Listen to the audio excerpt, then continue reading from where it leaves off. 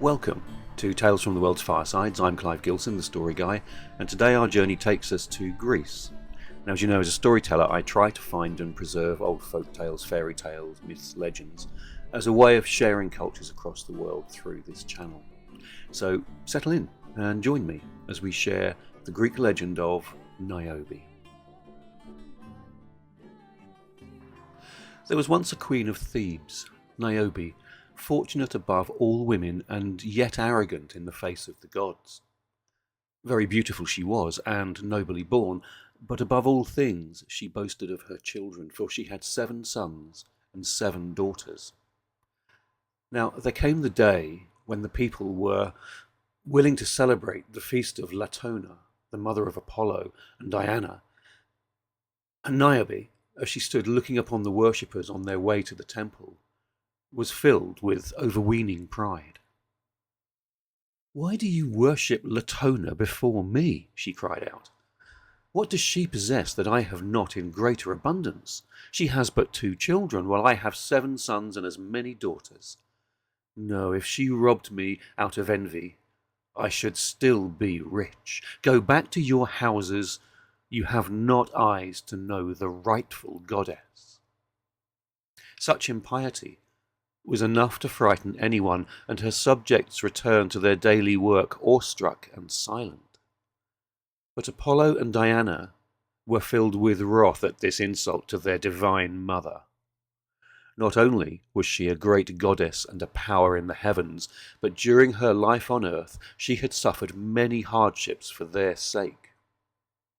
The serpent, Python, had been sent to torment her, and driven from land to land under an evil spell, beset with dangers, she had found no resting place but the island of Delos, held sacred ever after to her and her children. Once she had even been refused water by some churlish peasants who could not believe in a goddess if she appeared in humble guise and travel-worn. But these men were all changed into frogs. It needed no word from Latona herself to rouse her children to vengeance. Swift as a thought, the 2 immortal archers, brother and sister, stood in Thebes upon the towers of the citadel. Nearby, the youth were pursuing their sports, while the feast of Latona went neglected. The sons of Queen Niobe were there, and against them Apollo bent his golden bow. An arrow crossed the air like a sunbeam, and without a word the eldest prince fell from his horse. One by one his brothers died by the same hand, so swiftly that they knew not what had befallen them, till all the sons of the royal house lay slain. Only the people of Thebes, stricken with terror, bore the news to Queen Niobe, where she sat with her 7 daughters, and she would not believe in such a sorrow. "Savage Latona," she cried, lifting her arms against the heavens, "never think that you have conquered me. I am still the greater." At that moment, one of her daughters sank beside her. Diana had sped an arrow from her bow that is like the crescent moon. Without a cry, no, even as they murmured words of comfort, the sisters died one by one. It was all as swift and soundless as snowfall. Only the guilty mother was left transfixed with grief. Tears flowed from her eyes, but she spoke not a word. Her heart never softened, and at last she turned to stone, and the tears flowed down her cold face forever.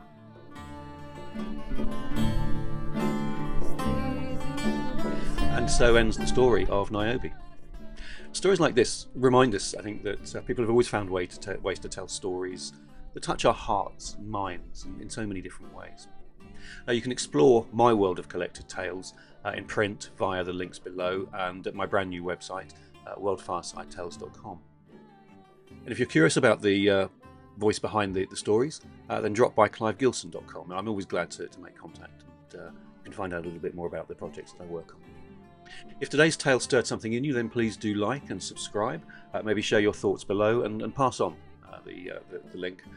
It's always good to find new readers, and if you do subscribe, you'll join about 130,000 plus people enjoying the tales every week. Thank you as ever, though, for joining me at Tales from the World's Firesides. I've been Clive Gilson, the story guy. Until next time, take care, and we'll meet again soon.